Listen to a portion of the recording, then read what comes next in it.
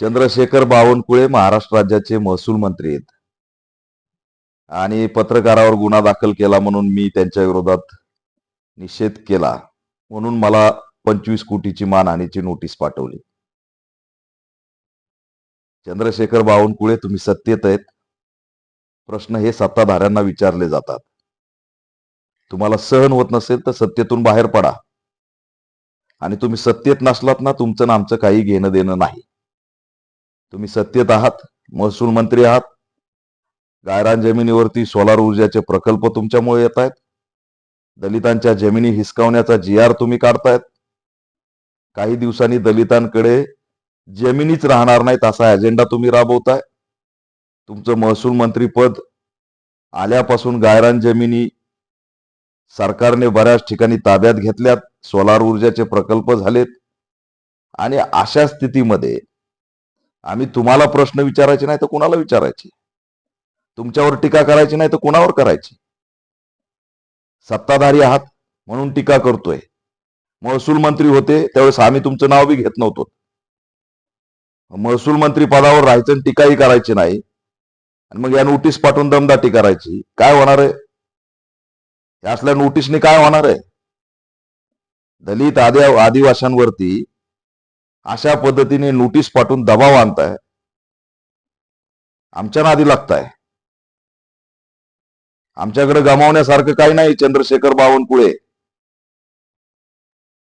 अशा पद्धतीने नोटीस पाठवून काहीच होऊ शकत नाही. लक्षात ठेवा, आम्ही टीका करणार, कारण तुम्ही सत्तेत आहेत, महसूल मंत्री आहेत.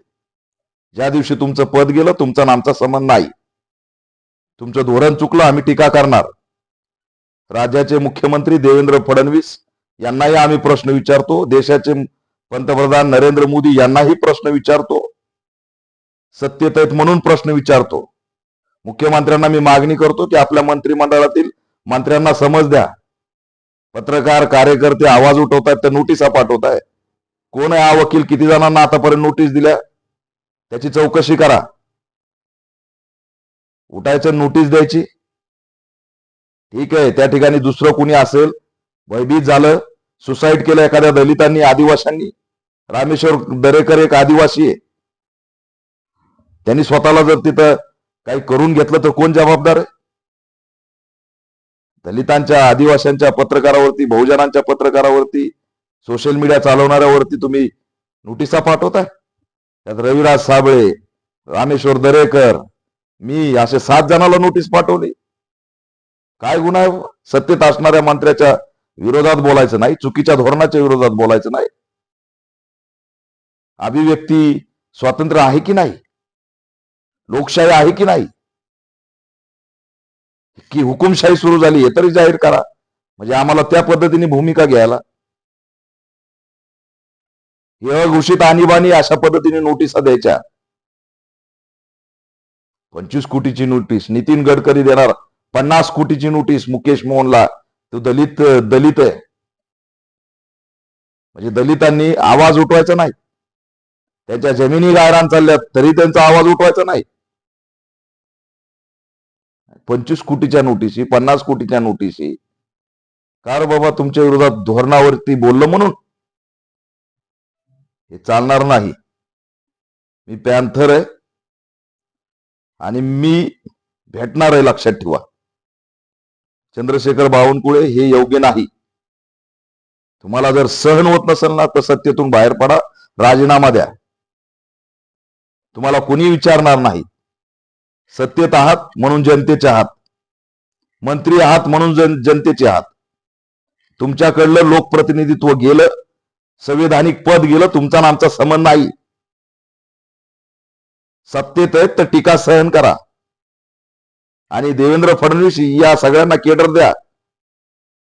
सत्ताधारी व्हायचं, टीका सहन करायची नाही. आहेत विरोधक, ती ईडी बीडी मध्ये खपून टाकले सगळे. सीडी मध्ये, व्हायरल मध्ये, सगळ्या भानगडीमध्ये. आम्ही काही खपत नाहीत, आमचा आवाज काही दमत नाही. आता विरोधी पक्ष म्हणून सोशल मीडियातली टीमच आहे, मग ते ठराविक लोकांना या अशा नोटिसा पाठवत आहे. काय त्या मुकेश मोहनकडे साधं घर नाही, त्याला 50 कोटीची नोटीस नितीन गडकरींची. काय निघाले? हा अन्याय, हा जातीवाद आहे. आणि चंद्रशेखर बावनकुळे हा जातीवाद करतायत, याच्यापेक्षा दुसरं दुर्दैव असू शकत नाही. एखाद्या दलित आदिवासींना या नोटीस बिटिशनी जर काही झालं जीवाला, तर याची सर्वस्वी जबाबदारी चंद्रशेखर बावनकुळे असतील. ही सुद्धा मी जाहीर करतो. गृहमंत्र्यांनी याची दखल घ्यावी. तुम्ही राजकीय स्टेटमेंट करणार तर त्याच्यावर राजकीय उत्तर मिळणार.